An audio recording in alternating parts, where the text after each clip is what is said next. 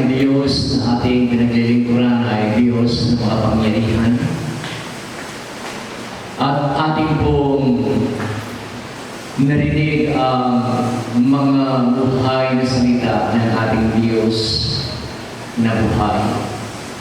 At ito nga po ay napatutungkol po sa parable of the talents. So mga kapatid, yaman tayo ay tinawag ng Diyos at mayroong mga talento, mga kaloob na ipinagkatiwala sa atin ng ating mahal na Panginoon. So sa ating kung napakinggan, kinakailangan na ito ay hindi masaya, kundi ito ay magamit. At sa pagkatawag natin sa ating dakilang Diyos ay isang pribileyo na tayo ay kabilang sa mga pinagkatiwalaan, sa mga pinili, tinawag at inirang ng Panginoon, sapagkat hindi naman lahat ng mga tao ay pinili ng ating mahal na Panginoon. So ating pong napinggan na yung kinakailangan na tayo po ay maging masipag, na kinakailangan na tayo po ay maging aktibo sa gawain ng ating dakilang Diyos. Sa anong mga bagay na ating ginagawa na habang tayo ay nabubuhay, saan tayo nagiging masigasig? Saan tayo nagiging masipag? So kinakailangan yung mga talento ito, ang kaloob na ito'y magamit upang tayo magpalaya ng Diyos. At tayo ay dapat na maging masipag, maging masigasig sa mga spiritual na bagay.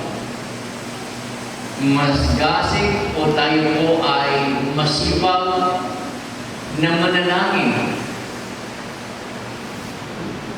sapagkat ating narinig yung opening kanina, introduction kanina, na nagpapasalamat siya sa ating dakilang Diyos, na iningatan siya dahil may isip niya na katapusan.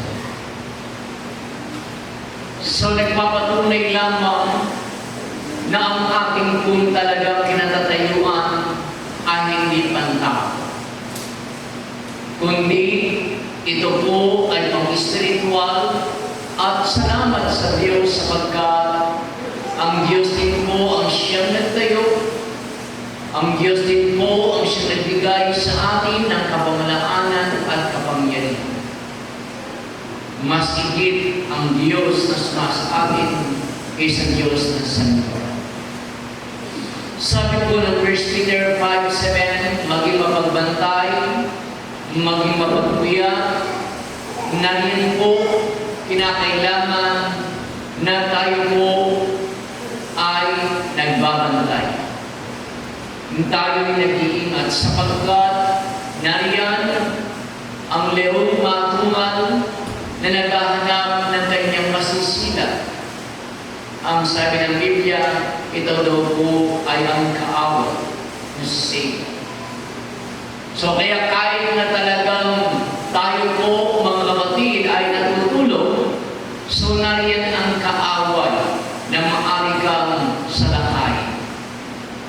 Kaya kinakailangan sa bawat mga anak ng Diyos, kinakailangan na tayo po'y maging masipag sa pananalangin, na patuloy natin inihingi ang kapangyarihan, kalakasan, ang proteksyon, ang pag-iingat ng Diyos.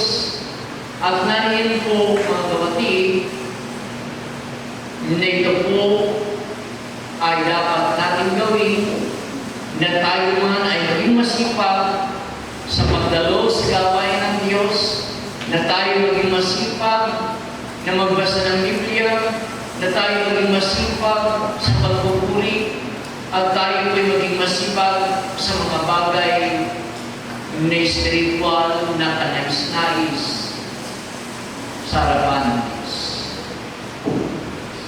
So mga kapatid, kaya Tinawag ng Diyos ang mga alagad upang gamitin ng Diyos. Tinawag tayo ng Panginoon upang gamitin ng Diyos at hindi po pan-display. Hindi po binubutasan lang natin ng upuan na bawat gawain nandiyan tayo kinakailangan na tayo po ay gamitin at tayo magpagamit sa banal na gawain ng ating mahal na Panginoon at upang tayo ay magpalaging ng Diyos. So, pangalawa natin narinig po yung katapatan bilang katiwala. Yung sabi nga, Apostle Paul sa 2 Corinthians 4:2 na ang bawat katiwala kinakailangan ito ay tapat. So, narinig natin na kinakailangan na tayo po ay maging tapat, maging loyal, na tayo maging honest. So, magbibigay ako ng isang halimbawa patungkol sa katapatan ng isang karakter sa banal na kasulatan. Sino po ang alam ninyo na naging tapat bilang katiwala? Si Joseph.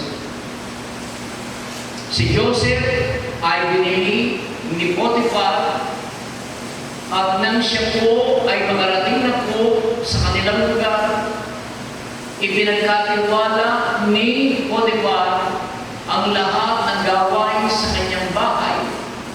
At ang sabi ng Biblia, si Joseph ay naging mabuting katiwala.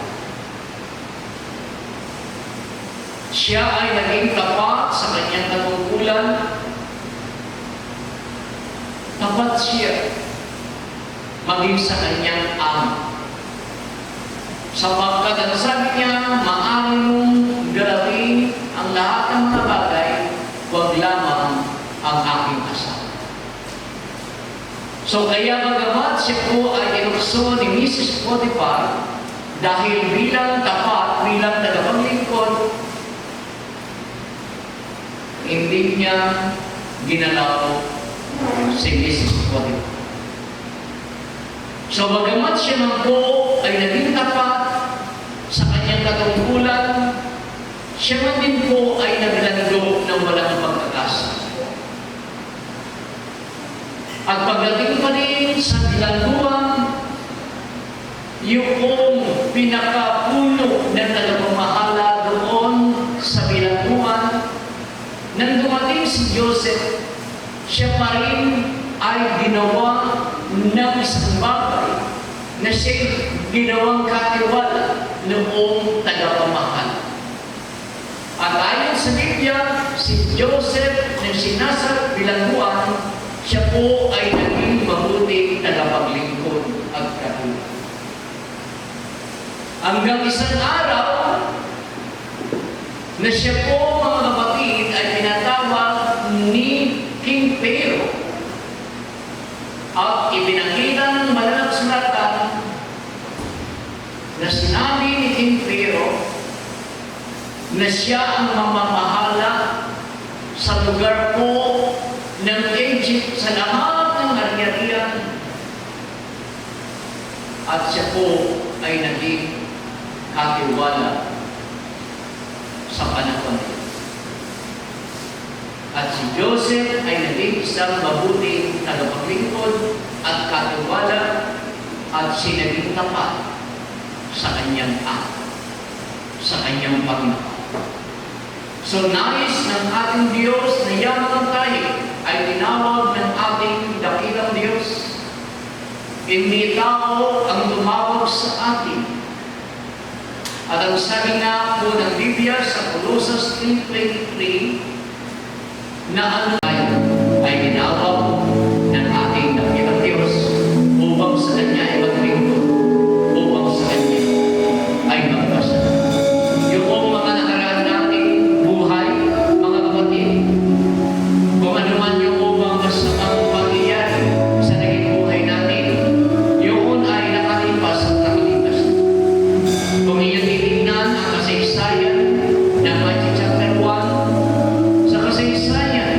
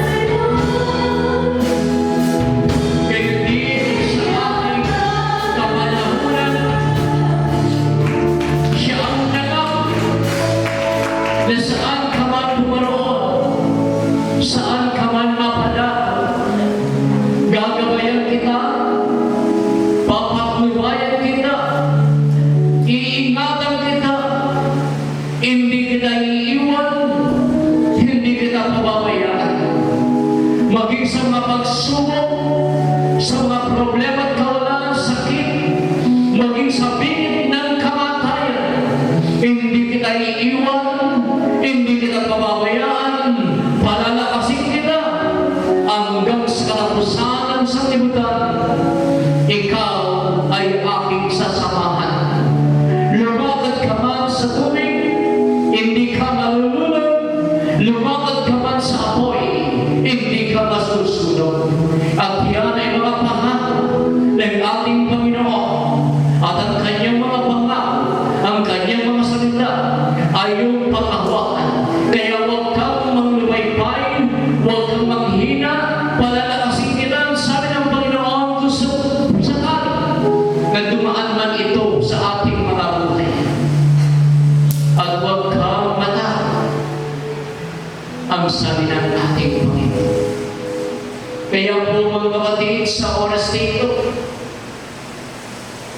kayo ang nakakaalam, unang Diyos, kung ano ang mga kaloob at mga talento na ipinagkatiwala ng ating Ama sa atin.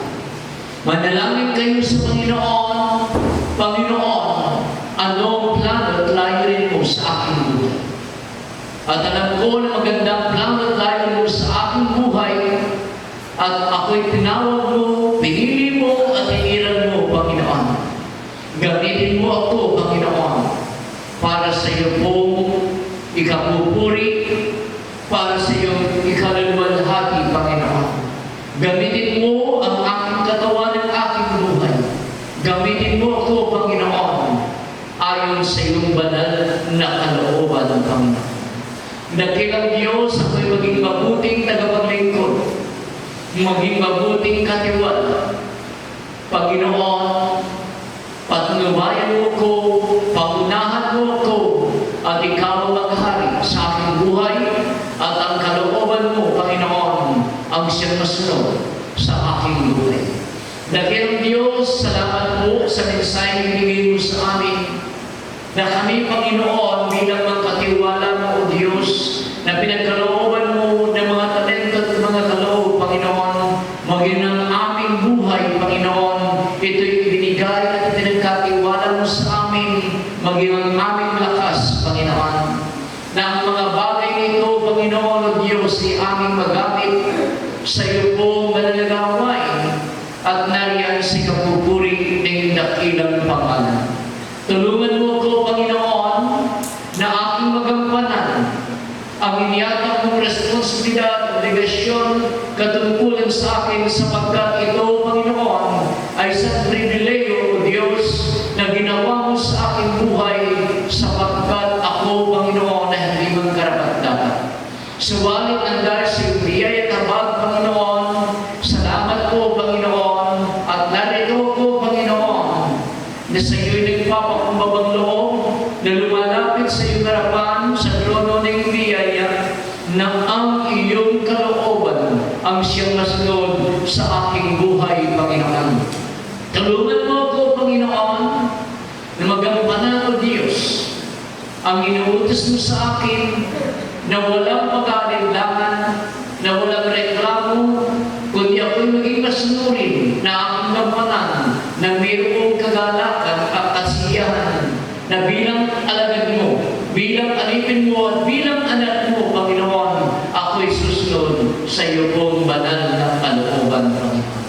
Dakilang Diyos, pagpalain mo po ang bawat isang narito na iyong mga anak, at tunay nga po, Diyos, ng aming pakikipagbaka, ay hindi po lamang, hindi po dugo, kundi mayroong pakuan, mayroong kapangyarihan, mayroong kapamalaanan, Panginoon, at ang kaaway namin, O Diyos, ay mayroong din pong kapangyarihan. Subalit kami nagpapasalamat sapagkat ibinigay mo sa amin ang iyong banal na Espiritu, Panginoon.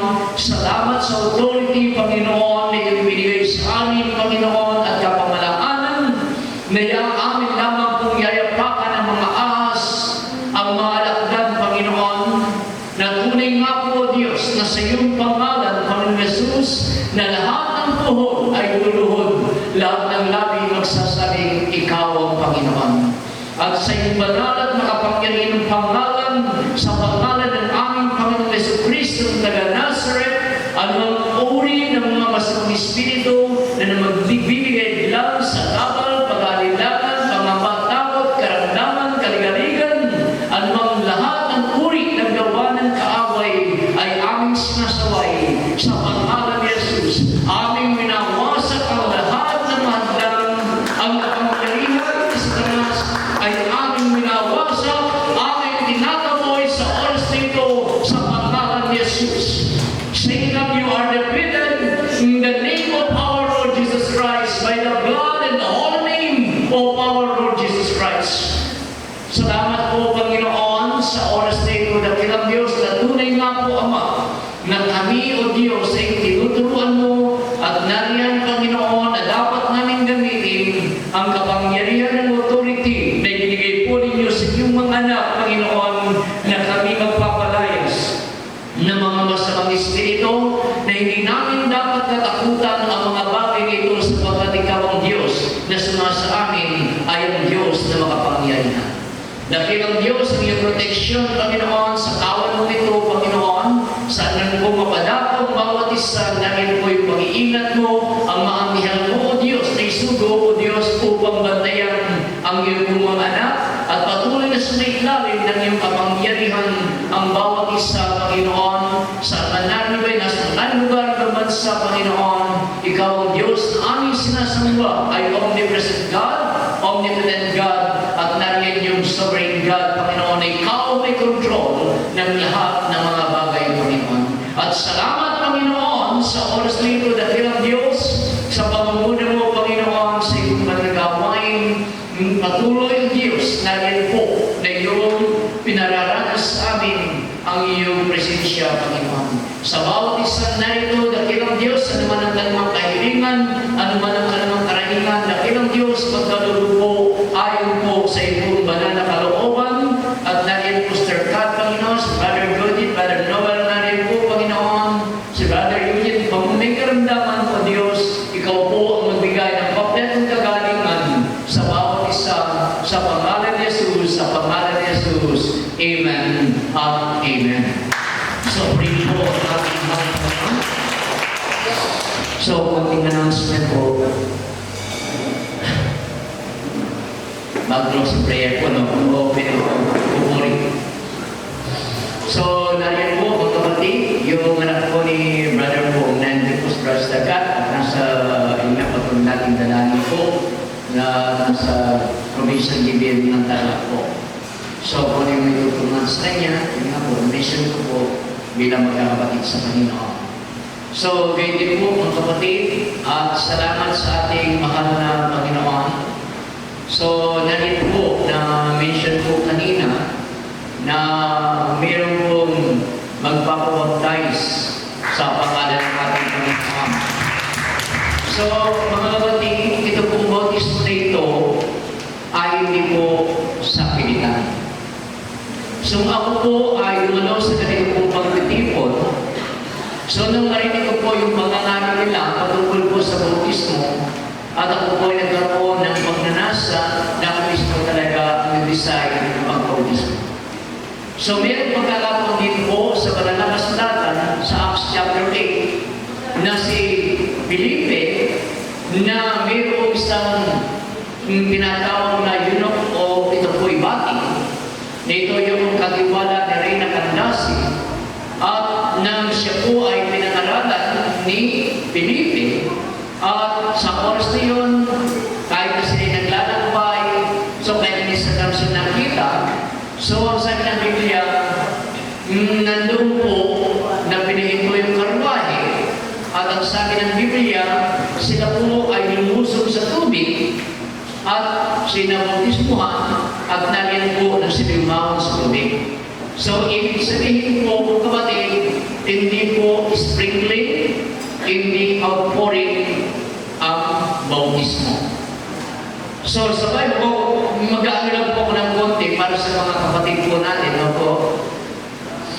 So, sa banal na kasulatan po, mga kapatid, mayroong na-mention sa Ephesians 4:5, one faith, one Lord, one baptism. bautismo, isang Panginoon.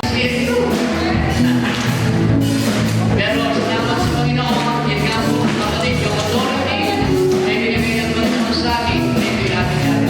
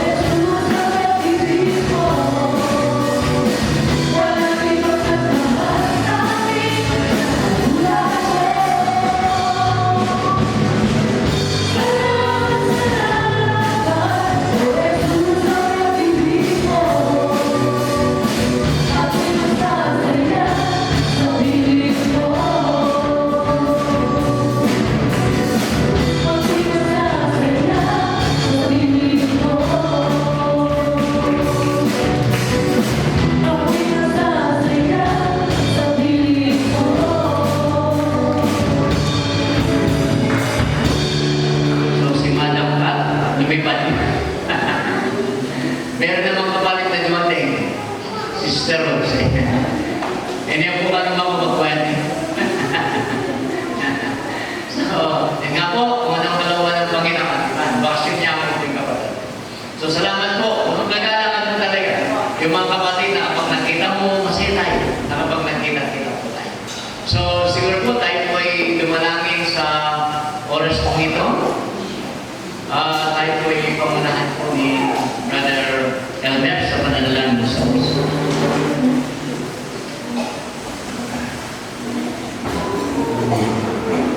Padre,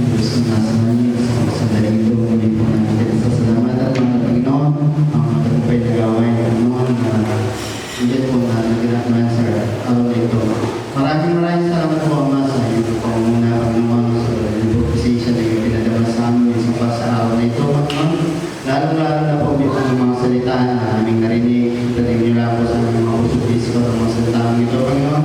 Pangangin po may pagbuhay, Panginoon, maging kalakasan po ng aming spiritual na pangatawan, Panginoon. Hallelujah. Maraming salamat po, minsan pa sa araw na ito at maging sa aming pansunod ng pag-iwahiwalay. Kung paano po ang pinatik ng kaya patigdas sa lugar nito, ganun din nawa sa